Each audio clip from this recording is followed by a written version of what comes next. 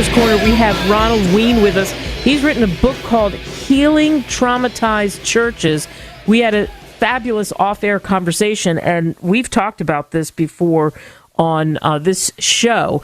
Religion, what people are doing as far as congregations, what's not being said, some of the pain that's out there for sure. And he knows, as he is a pastor, and also he's someone who's skilled in the art of knowing what people are going through, having counseled so many. Ronald, thanks for coming on the show. Oh, my pleasure. Thank you for having me. So the obvious question is, what I just said, what is going on out there?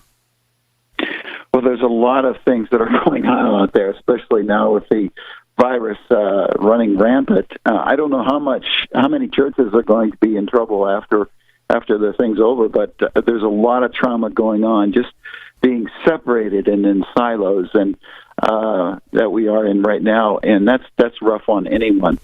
But the body of Christ is a body that comes together and worships God, and the blocking that is that we're in silos right now, which is exactly where trauma keeps people. Trauma divides the brain and the body, and also divides people from people. And because when you go through some kind of a trauma in a church, which is usually betrayal trauma, that's a special kind of trauma that the leadership, it's a failure of leadership to do the right thing. And so people learn not to trust themselves, and not to trust other people, and not to connect. So there's the division in the whole body when there's trauma in the church that's unresolved and unprocessed, undebriefed, those kinds of things. So my background is working with police and fire departments and military in terms of post-traumatic injury, and that is a very important thing to know, and that's what started me looking at the churches, and the churches started looking like fire departments that never had done a debriefing. They were cranky, controlling, and numb. Those are the three things that start to happen in the church. People get very cranky. They get irritable. They get very territorial. They want control and controlling. They become numb to feelings, numb to empathy toward themselves or other people. And that's a heck of a thing to try to do ministry with in terms of outreach and evangelism and just getting along together. And I noticed that some churches have been in that process for years and years.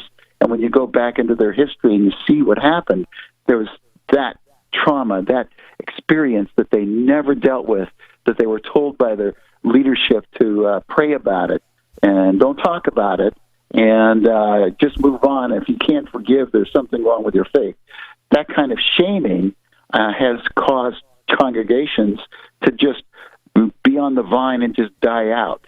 And because they can't get the energy, they can't put themselves in a position to receive the transforming power of God because they're silent, they're not connecting, they're just doing what they've always done. And that institutional reaction to trauma in the church has really been the driving force behind my book, is to teach people that you got to have a safe place for people to process their trauma so that it doesn't stay with them for their whole lives and it doesn't take down the church.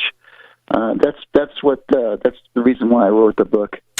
Yeah, and boy, you really summed it up well. So people reading the book, what would they take away from what can they do? What can you do about it? What do you say works to help overcome this trauma? Well, I wrote the book so that they can begin the process of in a safe way. Because people, if you go in there, well, there's trauma in here, and people's first reaction is to have a fight, flight, or freeze reaction when you say things like that.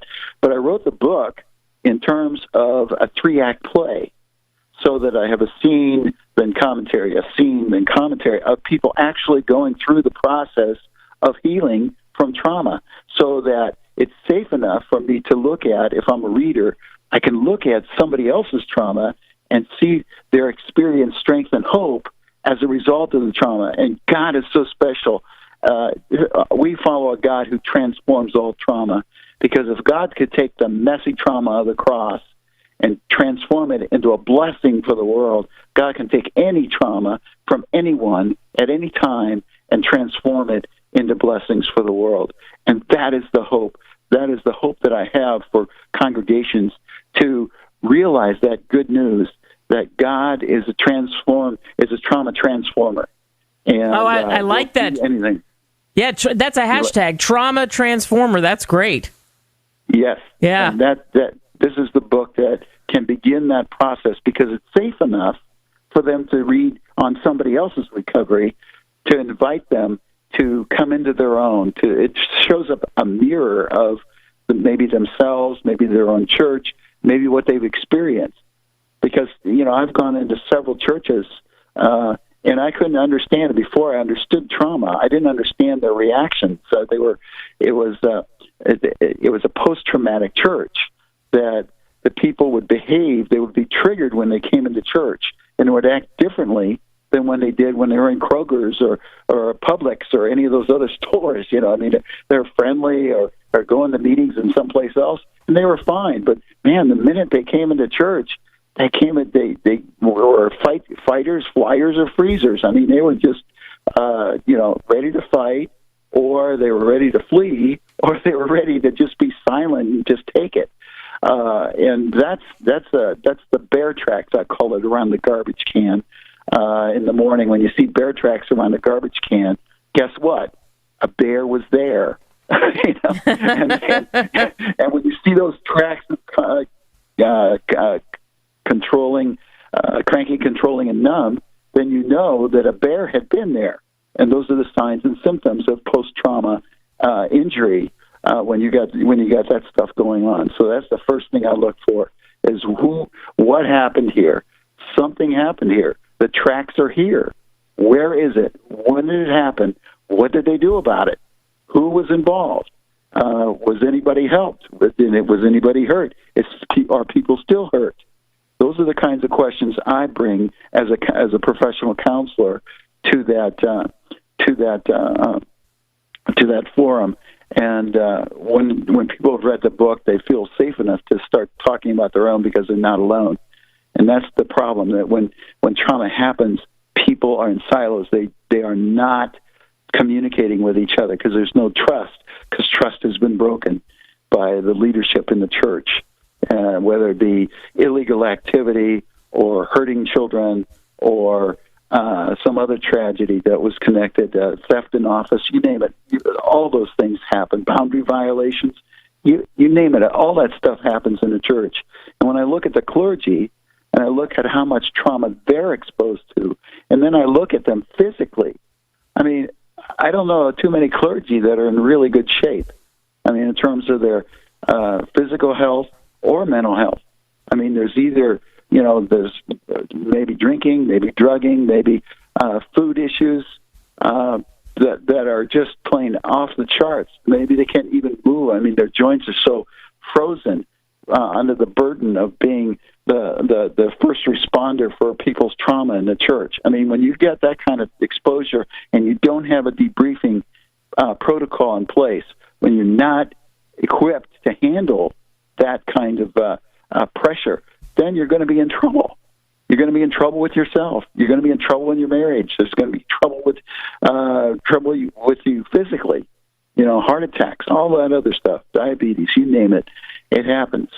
And it's all because we don't respect the trauma that we experience. We think we can handle it. And you know what? God's a specialist in handling trauma. We are not. We're made out of flesh and blood, and we're not steel containers where we can contain this inside of us. We are flesh and blood. We are permeable, and trauma soaks into us and has bad effects if we don't debrief, process, integrate it, and transform it. So that's why. That's why you wrote it. We have 1 minute or so left, and you've said this. I mean, you really have encapsulated what the book's about and what you hope happens and all of that. But one of the things that you and I talked about, and like I said, we don't have much time, but acupuncture, deep tissue massage, yoga, yes. EMDR, all this stuff is what you talk about really helping you to get to the other side, right?